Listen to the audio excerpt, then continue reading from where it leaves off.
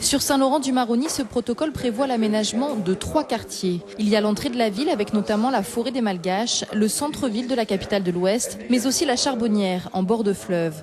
Au total, plus de 1000 hectares vont être aménagés prochainement.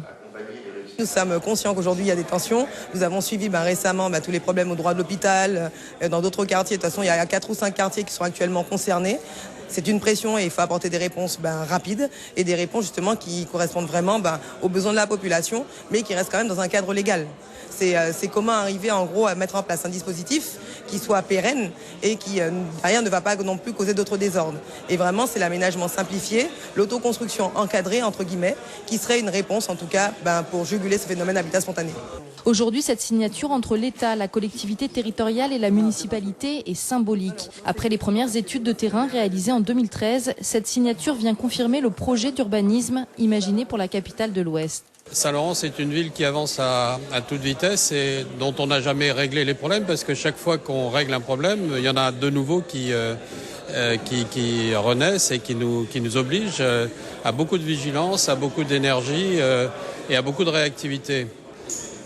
Mais c'est une réponse importante parce que c'est la première fois que l'ANRU intervient dans l'organisation urbaine de Saint-Laurent.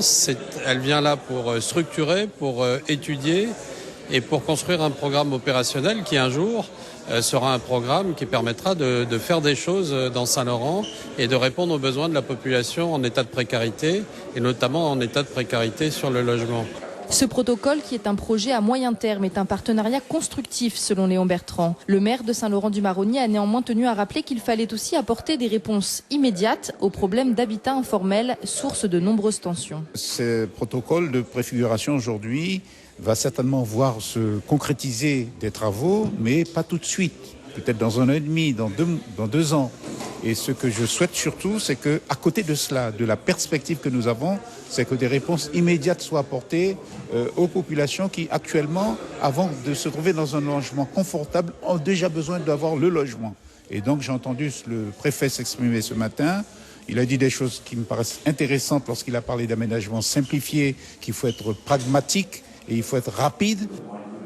Avec cette signature, le protocole entre dans sa phase opérationnelle qui devrait durer 2 ans jusqu'à fin 2018.